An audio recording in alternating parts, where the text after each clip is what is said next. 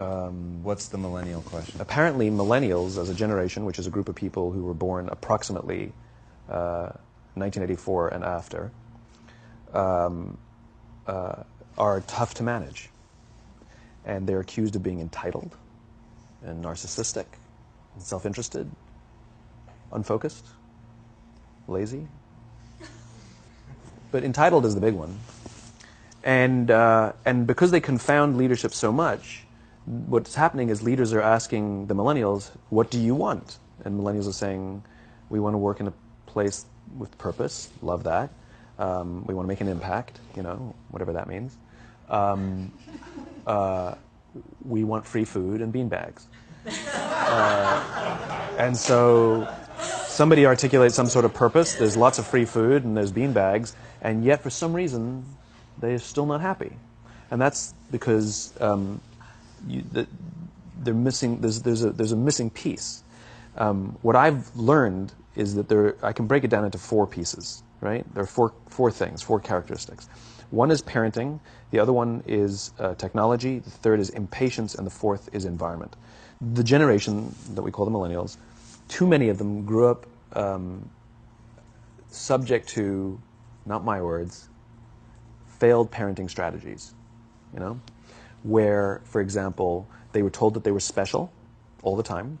They were told that they could have anything they want in life, just because they want it, right? Some of them got into honors classes not because they deserved it, but because their parents complained. And some of them got A's not because they earned them, but because the teachers didn't want to deal with the parents. Some kids got participation medals. You got a medal for coming in last, right?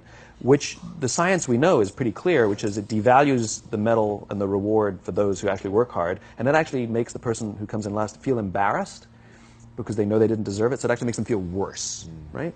So you take this group of people, and they graduate school, and they get a job, and they're thrust into the real world, and in an instant, they find out they're not special, their moms can't get them a promotion, that you get nothing for coming in last, and by the way, you can't just have it because you want it. Right? And in an instant, their entire self-image is shattered. And so you have an entire generation that's growing up with lower self-esteem than previous generations. The other problem, to compound it, is we're growing up in a Facebook, Instagram world. In other words, we're good at putting filters on things. We're good at showing people that life is amazing even though I'm depressed, right? And so everybody sounds tough. And everybody sounds like they got it all figured out. And the reality is there's very little toughness, and most people don't have it figured out. And so when the more senior people say, well, what should we do? They sound like, this is what you got to do. And they have no clue. Right? So you have an entire generation growing up with lower self-esteem than previous generations, right? Through no fault of their own. Through no fault of their own, right? They were dealt a bad hand, right? Now let's add in technology. We know that engagement with social media and our cell phones releases a chemical called dopamine. That's why when you get a text, it feels good, right? So, you know, we've all had it where you're feeling a little bit down or feeling a bit lonely, and so you send out 10 texts to 10 friends, you know, hi, hi, hi, hi, hi, because it feels good when you get a response, right? Right? It's why we count the likes. It's why we go back 10 times to see if my Instagram is growing slower.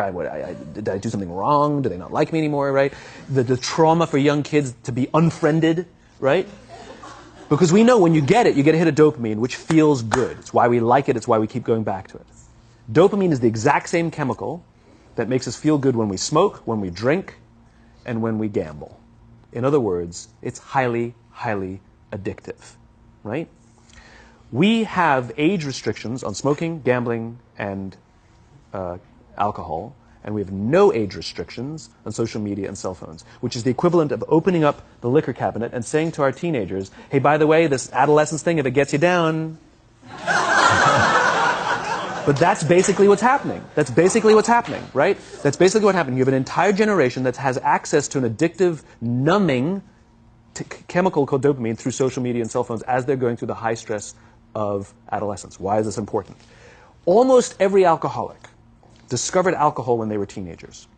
When we're very, very young, the only approval we need is the approval of our parents. And as we go through adolescence, we make this transition where we now need the approval of our peers. Very frustrating for our parents, very important for us. It allows us to acculturate outside of our immediate families into the broader tribe. right? It's a highly, highly stressful and anxious period of our lives, and we're supposed to learn to rely on our friends. Some people, quite by accident, discover alcohol and numbing effects of dopamine to help them cope with the stresses and anxieties of adolescence. Unfortunately, that becomes hardwired in their brains, and for the rest of their lives, when they suffer significant stress, they will not turn to a person, they will turn to the bottle. Social stress, financial stress, career stress. That's pretty much the primary reasons why an alcoholic drinks, right? What's happening is because we're allowing unfettered access to these dopamine-producing devices and media, basically it's becoming hardwired, and what we're seeing is as they grow older, too many kids don't know how to form deep, meaningful relationships. Their words, not mine. They will admit that many of their friendships are superficial. They will admit that their friends, that they don't count on their friends, they don't rely on their friends, they have fun with their friends, but they also know that their friends will cancel on them if something better comes along. Deep, meaningful relationships are not there because they never practice the skill set, and worse, they don't have the coping mechanisms to deal with stress. So when significant stress starts to show up in their lives, they're not turning to a person, they're turning to a device, they're turning to social media, they're turning to these things which offer temporary relief. We know, the science is clear, we know that people who spend more time on Facebook suffer higher rates of depression than people who spend less time on Facebook. Right? These things balance. Alcohol is not bad. Too much alcohol is bad. Gambling is fun. Too much gambling is dangerous. Right? There's nothing wrong with social media and cell phones. It's the imbalance. Right? If you're sitting at dinner with your friends and you're texting somebody who's not there, that's a problem. That's an addiction. If you're sitting in a meeting with people you're supposed to be listening to and speaking, and you put your phone on the table, face up or face down, I don't care, that sends a subconscious message to the room that you're just not that important to me right now, right? That's what happens. And the fact that you cannot put it away is because you are addicted, right? If you wake up and you check your phone before you say good morning to your girlfriend, boyfriend, or spouse, you have an addiction. And like all addiction, in time, it'll destroy relationships, it'll cost time, and it'll cost money, and it'll make your life worse, right?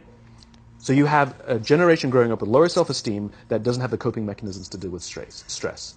Right? Now you add in the sense of impatience. Right? They've grown up in a world of instant gratification. You want to buy something, you go on Amazon, it arrives the next day. You want to watch a movie? Log on and watch a movie. You don't check movie times. You want to watch a TV show? Binge. You don't even have to wait week to week to week. Right? I know people who skip seasons just so they can binge at the end of the season. Right? Instant gratification. You want to go on a date? You don't even have to learn how to be like, hey. You don't even have to learn and practice that skill. You don't have to be the uncomfortable one who says yes when you mean no and says no when you mean no, but yes when you... You don't have to swipe right. Bang, I'm a stud. Right? You don't have to learn the social coping mechanisms. Right? Everything you want, you can have instantaneously. Everything you want, instant gratification. Except job satisfaction and strength of relationships, there ain't no app for that. They are slow, meandering, uncomfortable, messy processes. And so I keep meeting these wonderful, fantastic, idealistic, hardworking, smart kids. They've just graduated school. They're in their entry-level job. And I sit down with them and I go, how's it going? They go, I think I'm going to quit. I'm like, why? They're like, I'm not making an impact. I'm like, you've been here 8 months. You know? It's as if they're standing at the foot of a mountain. And they have this abstract concept called impact that they want to have in the world, which is the summit. What they don't see is the mountain. I don't care if you go up the mountain quickly or slowly, but there's still a mountain. And so what this young generation needs to learn is patience. That some things that really, really matter, like love, or job fulfillment, joy, love of life, self-confidence, a skill set, any of these things, all of these things take time. Sometimes you can expedite pieces of it, but the overall journey is arduous and long and difficult. And if you don't ask for help and learn that skill set, you will fall off the mountain. Or you will, the worst case scenario, and we're already seeing it, the worst case scenario is we're seeing an increase in suicide rates. We're seeing an increase in this generation. We're seeing an increase in accidental deaths due to drug overdoses. We're seeing more and more kids drop out of school or take leaves of absence due to depression. Unheard of. This is really bad. The best case scenario, those are all bad cases, right? The best case scenario is you'll have an entire population growing up and going through life and just never really finding joy. They'll never really find deep fulfillment in work or in life. They'll just waft through life, and it'll be just, it's fine. How's your job? It's fine. It's the same as yesterday. How's your relationship? It's fine. Like that's the best case scenario. Which leads me to the fourth point, which is environment. Which is we're taking this amazing group of young, fantastic kids who were just dealt a bad hand. It's no fault of their own. And we put them in corporate environments that care more about the numbers than they do about the kids. They care more about the short-term gains than the long-term life of this young human being. We care more about the year than the lifetime, right? And so we are putting them in corporate environments that aren't helping them build their confidence, that aren't helping them learn the skills of cooperation, that aren't helping them overcome the challenges of a digital world and finding more balance, that isn't helping them overcome the need to have instant gratification and teach them the joys and impact and the fulfillment you get from working hard on something for a long time that cannot be done in a month or even in a year. And so we're thrusting to them in corporate environments, and the worst part about it is they think it's them. They blame themselves. They think it's them who can't deal. And so it makes it all worse. It's not. I'm here to tell them it's not them. It's the corporations. It's the corporate environments. It's the total lack of good leadership in our world today that is making them feel the way they do. They were dealt a bad hand, and I hate to say it, but it's the company's responsibility. It sucks to be you. Like, we have no choice, right? This is what we got, and I wish that society and their parents did a better job. They didn't. So we're getting them in our companies, and we now have to pick up the slack. We have to work extra hard to figure out the ways that we build their confidence. We have to work extra hard to find ways to teach them the social skills that they're missing out on. There should be no cell phones in conference rooms. None. Zero. And I don't mean the kind of like sitting outside waiting to text. I mean like when you're sitting and waiting for a meeting to start, this is what we all do. We all sit here and wait for the meeting to start. Meeting starting? Okay. And we start the meeting. No, that's not how relationships are formed. Remember we talked about it's the little things? Relationships are formed this way. We're waiting for a meeting to start and we go, how's your dad? I heard he was in the hospital.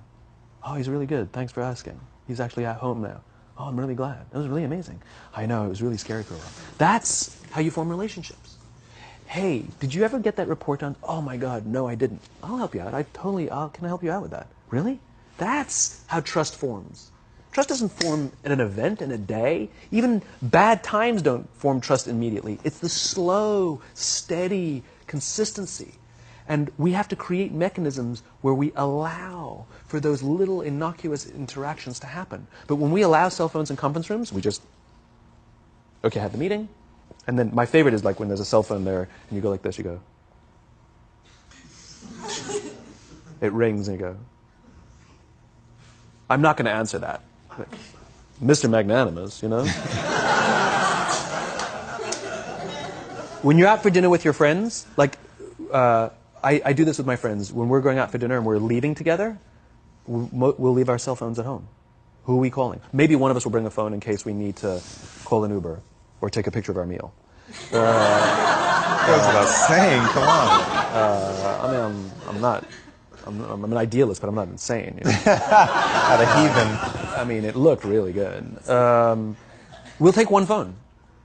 And so it's like an alcoholic. The reason you take the alcohol out of the house is because we cannot trust our willpower. We're just not strong enough. But when you remove the temptation, it actually makes it a lot easier. And so when you just say, don't check your phone, people literally will go like this. And somebody will go to the bathroom, and what's the first thing we do? Grab the phone. Because I wouldn't want to look around the restaurant for a minute and a half, you know? But if you don't have the phone, you just kind of enjoy the world. And that's where ideas happen. The constant engagement is not where you have innovation and ideas. Ideas happen when our minds wander and we go, and you see something, I bet they could do that. That's called innovation, right? But we're taking away all those little moments, right? You should not, and none of us should charge our phones by our beds. We should be charging our phones in the living rooms, right? Remove the temptation. You wake up in the middle of the night because you can't sleep, you won't check your phone, which makes it worse. But if it's in the living room, it's relaxed, it's fine. But it's my alarm clock. Buy an alarm clock. They cost $8. Right? I'll buy you an alarm.